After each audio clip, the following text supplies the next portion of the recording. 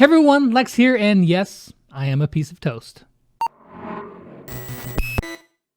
Today we are going to rate everything that was in the update. Where did Brawl Stars knock it out of the park, and where did they miss the mark? We are going to be giving a grade to each section of the update, and in the end, we will see if Brawl Stars has passed or failed for the July update here in Brawl Stars.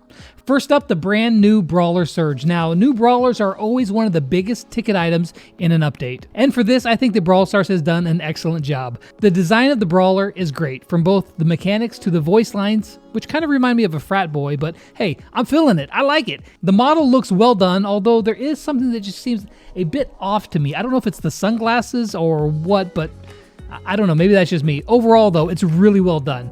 I do think that Surge is going to be a bit weak in the meta, but I'll hold off complete judgment on that till we can actually play him against other players. Overall though, I think Surge is a big win and it's going to be a great addition for Brawl Stars. For this one, they get a solid A for this brawler. Now, however, everything in the update is not a big home run. To me, the biggest letdown of this update was the new game mode, Super City Rampage. Now, there's plenty of time for Brawl Stars to add more to this mode and to make it more interesting, but my gut feeling on this mode, at least in its current iteration, is that it's a big miss. The problem is it doesn't differentiate itself enough from boss fight, and frankly, I just think it's a far less dynamic game mode. I personally would have rather seen Brawl Stars add multiple new boss brawlers in boss fight and rotate them rather than to bring this new mode. Now, I'm not saying it's just straight up bad because it's not, but I think it's a very less interesting version of boss fight with just some new visuals. And unless things change, I predict that people are going to get bored of it pretty quickly. On the flip side, we have been asking for another special event for some time, and hey, we got one. It's just not as exciting as the one I would have hoped for. So for their grade in the new game mode category, it's not an utter fail, it's not an F, but I think that their dog may have eaten their homework here. Next up are pins in battle, and I love what they've done here. They gave us a mute feature, that's a win. They made it so you couldn't spam them, that's a double win. They made it so you could customize their emotes. I mean, that's a sort of win. In my opinion, what would be ideal is if you had 4 slots and you could choose whatever pins you have unlocked, including even all the default emotes. Now, they probably had a reason for doing this, but I don't know what it is. It's something that I really hope they revisit in the future and they'll allow that to happen. Also, another nitpick here is that you can currently only buy pins like once a week in the shop in the pin packs, and on top of that, the animation for opening these pin packs is pretty darn bland. Overall though, I love what they did with the emotes in battle. Now, I don't think that I can give them an A here. An A would mean full customization for all the emotes, but I think a B is a fitting grade. Next up, we've got new gadgets for 10 brawlers, and this is really great. Now, I have zero doubt that they're going to expand on this in the future and add multiple gadgets for every single brawler. I wouldn't mind seeing 5 gadgets, 10 star powers for every single brawler. Yeah, okay, maybe that's a pipe dream and that's way off in the future, but I mean, why wouldn't they? It gives you more options to play your brawler the way that you want to. Now, I don't think that I can give them an A here because there aren't gadgets for every single brawler. I get it that there are only so many hours in the day and they probably just didn't have time to make this happen. Nevertheless, we have to judge what they actually turned in, and for that, I'm going to give them a solid C+. If they would have had more gadgets, this score would have went up very quickly. Now for the Trophy Road extension. That is awesome. Now, the community has been wanting this for a very long time, and the dev team has listened, and you know what? We appreciate that. While the extremes of 50,000 trophies isn't going to affect most players for a very long time, it is there as a future proof, and as they add more brawlers, it's yet another source of rewards for everyone. To me, this was thoughtful, highly requested, and an excellent addition. Now, if I was nitpicking, I could say that the rewards at the end there are a bit lackluster. I mean, if you've got 40,000 trophies, chances are you don't need a mega box, but they are there for future brawlers to unlock, and more than anything, I think this is pretty much just a blank slate for Supercell. They can add whatever they want. If you take a look at the very first trophy road ever, and then compare that to how it is now, they've added game modes unlocking on there, lots of new brawlers, different stuff that they can put on there in the future, and I think that this is pretty much just a blank canvas that they can paint however they want, and it'll last for a very long time to come. So 50,000 trophies, that's 500 trophies on 100 brawlers. That's pretty much what the average player is going to be looking at. So not bad, and for this, I'm going to have to give them a big, solid A. How about Hot Zone permanently back in the game? I think that this is a really great addition. Now, personally, I didn't think that this was the game mode that was going to be coming back. I thought that Present Plunder was the more fun game mode to play, but clearly they saw enough people were playing Hot Zone and enough to warrant a permanent spot in the rotation. You know, as the old saying goes, variety is the spice of life. And hey, more variety in Brawl Stars is always a good thing. So I'm really happy with this one too. Not only did they give us a game mode, but lots of new maps and quests as well. Regardless if this is a game mode that is my favorite or one that I'll play all the time, lots of you do, and for that, they nailed it. Solid A. How about the new skins that we got? Brawl Stars gave us skins on all spectrums of the gem prices, from 30 up to 150. What's even more, they gave us something to spend our excess coins on, which the paying and long-term players have been wanting for some time. So from this dirty gemmer to you, Brawl Stars, thank you.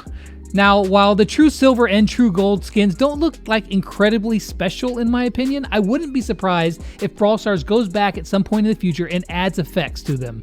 I've seen them do this a lot of times before with like Penny and Jesse and some other brawlers. So adding like custom animations to the brawlers, you know, attacks, or you know what, just make Leon throw gold bars. That would be actually pretty funny. Chucking gold bullion bars at people. Make that happen, Brawl Stars. But regardless if that happens or not, if you're a player with tons of coins to spend, at least you have something to spend those excess coins on. Now, Ultra Driller Jackie and Mega Beetle B are fantastic skins and well worth the 150 gems. King Crab Tick, Streetwear Max, White Crow, all awesome at 80 gems, and 30 gems for Retro Nani. While not the coolest skin, it's only 30 gems. I mean, it's hard to complain about that. And they even gave us 2 exclusive skins on the Brawl Pass, which is really awesome if you're going to be spending money, which we're going to get to in just a second. But for the skins that they did give us, I really enjoy them a ton. I do wish that they'd given custom animations to the Max skin, because this is kind of like the Max update, and not having custom stuff for that Max skin feels a little like incomplete, but it's still a really good skin and well worth the 80 gems. By far the best looking Max skin. So for that, I'm going to give them a solid B+. So how about free-to-play value versus paying players? Now, before I say any of this, don't get me wrong. I have no problem spending money in the game, as you guys well know.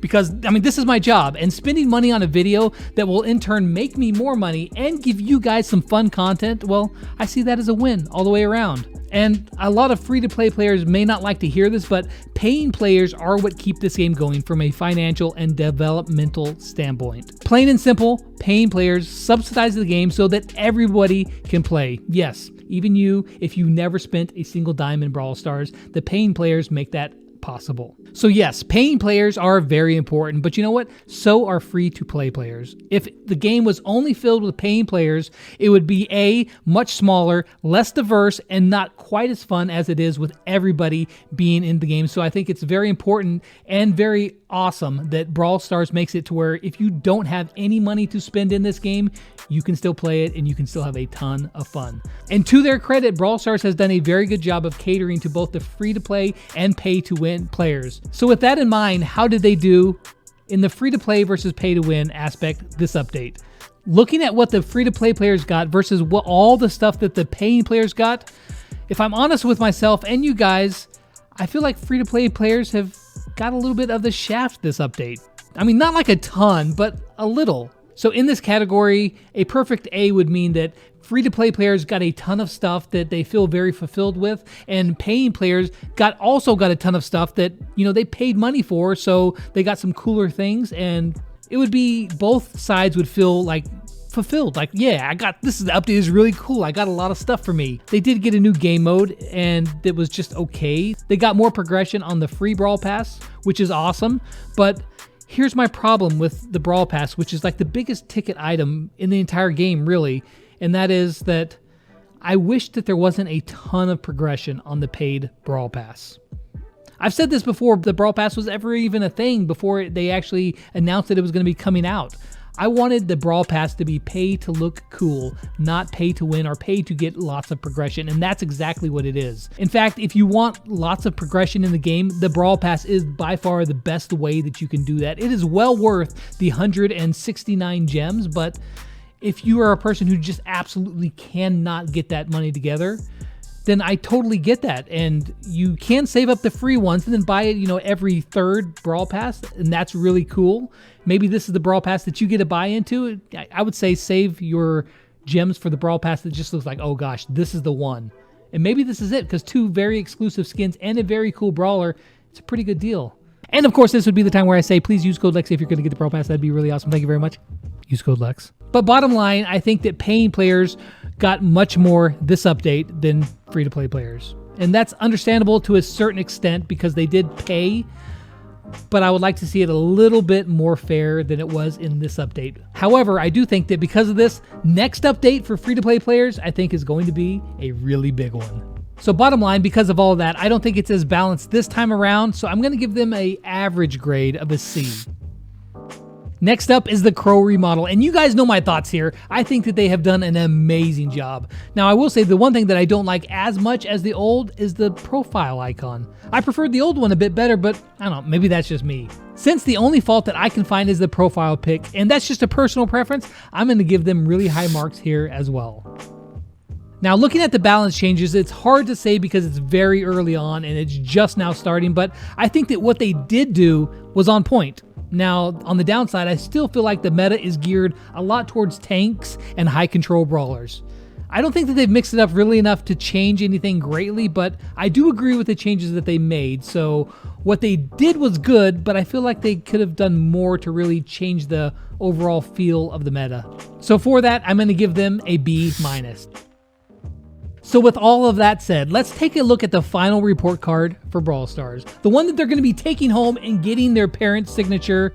I don't think that really exists in this case, but let's just say it does. For the new brawler, they got themselves an A, 95%. For the new game mode, unfortunately, that's a D. Emotes and pins, B-. New gadgets, C+. Trophy road, A-. Hot zone, solid A. Skins, a B+. The free-to-play versus pay-to-win, we're going to give them a C there. The Crow model, a solid A. And balance changes, a B-, which means that the final grade for the July update in Brawl Stars is going to be 84.1% or a solid B. I mean, those are my thoughts on this update. Do you agree or do you disagree? Let me know down below. Bottom line here is that I think that overall, the update was really good, but not like over the top amazing. It could have been better, but it definitely could have been a lot worse. But that's going to wrap it up for this video. I hope you guys enjoyed it. And as always, until next time, I'll catch you guys on the flip side. Peace out.